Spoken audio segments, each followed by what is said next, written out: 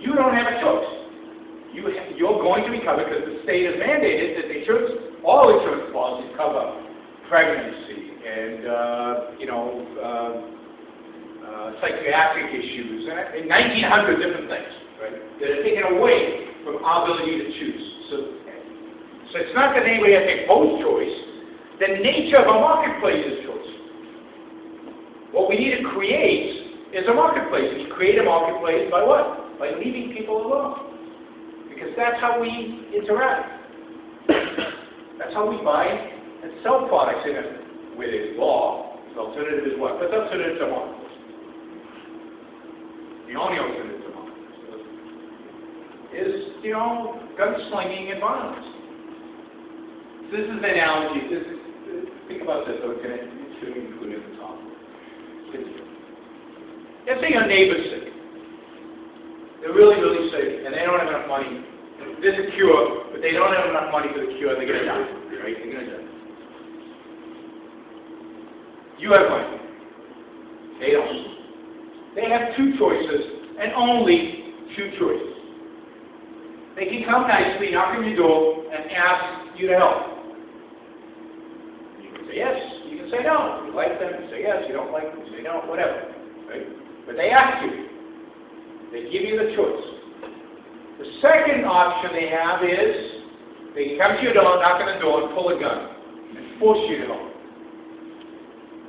In reality, in real life, those are the only two options that exist.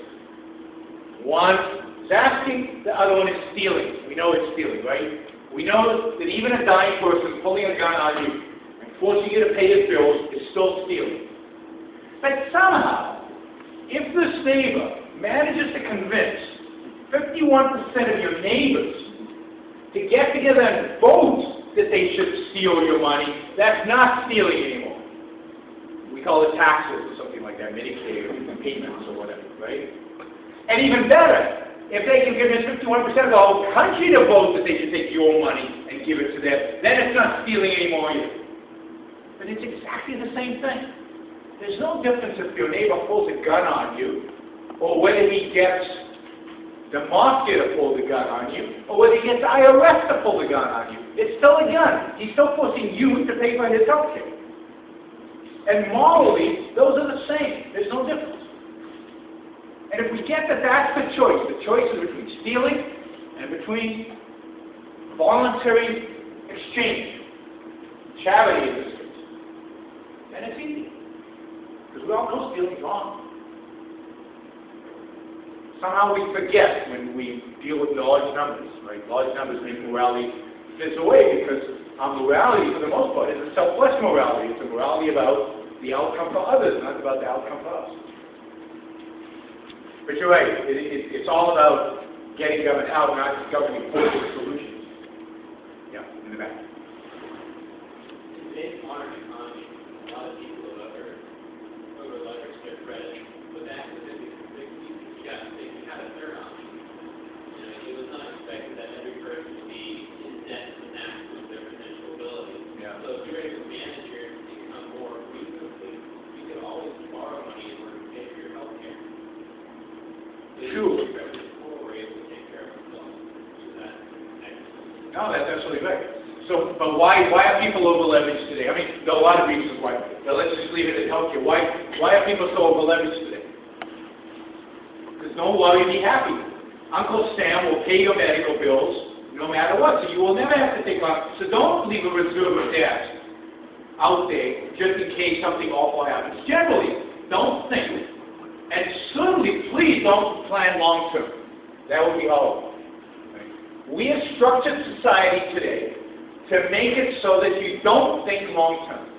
You don't save. Americans do not save.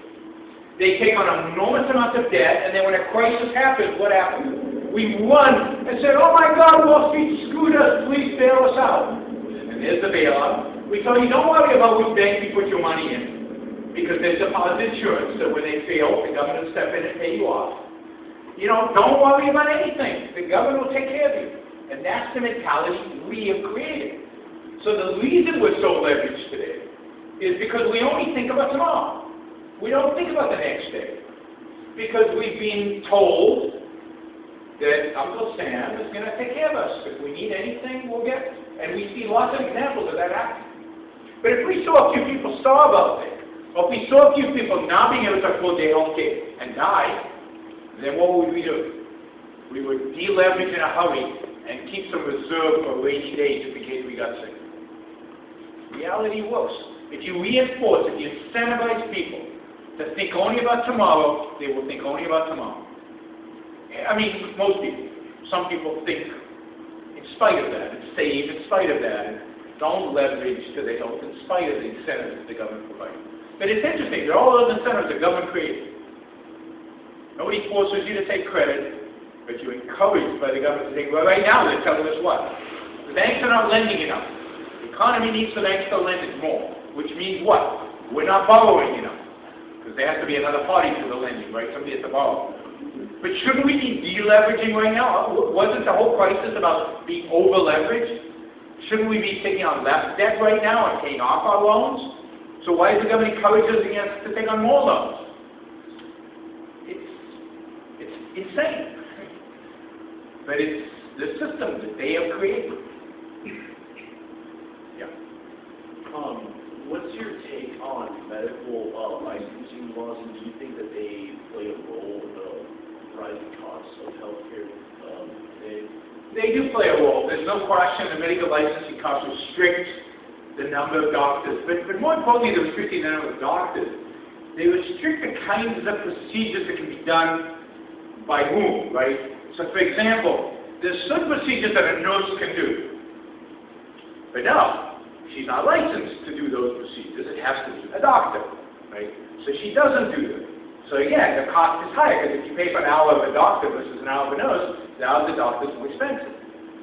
So by licensing, we restrict the number of people qualified, and we also restrict what each group does within those qualifications. So I believe licensing should be left up to the marketplace. That is, you know, there will be private licensing groups, but they won't have a monopoly over licensing. What happens when there's a monopoly over licensing? You can now control the numbers, which is exactly what the government does. They decide how many medical schools are going to go in every year, how much money the medical schools are going to get to train them, and then what they can and cannot do, instead of leaving that to the marketplace. The marketplace is really good at this. And, you know, you might say, oh, but licensing doctors, that's really, really important because doctors like to death.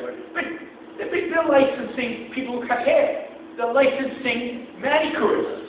They're licensing everything, which suggests that the reason for licensing has nothing to do with life and death decisions and everything to do with control and power. They want to control who does what. They want to control our life. They don't want us to make private choices. They don't want a marketplace. And licensing is a great way to control.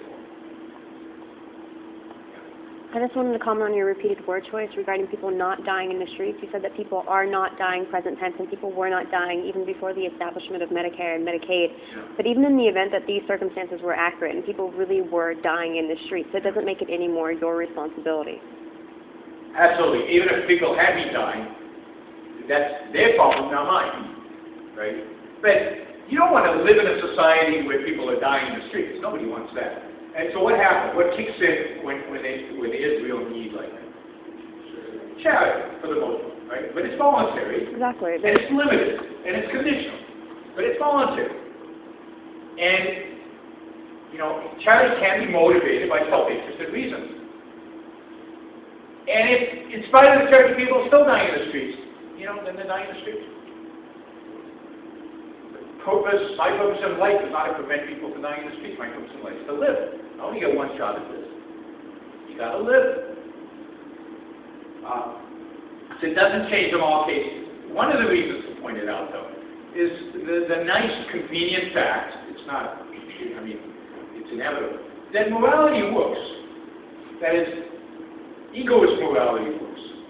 Selfish morality actually works. Selfishness does not actually lead to people starving in the streets. Quite the contrary.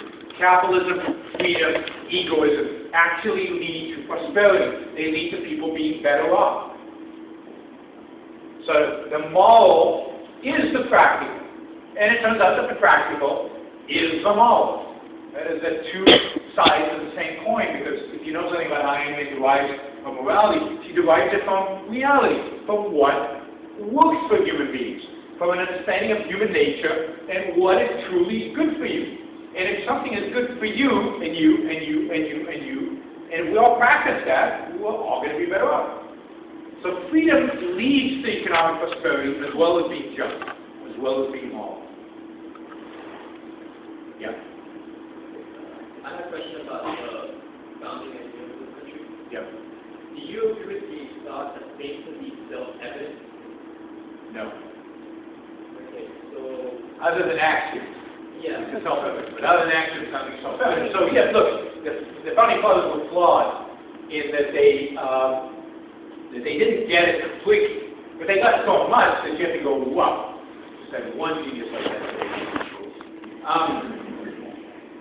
I mean, here was a whole group of them, a dozen of them, pretty amazing. So no, they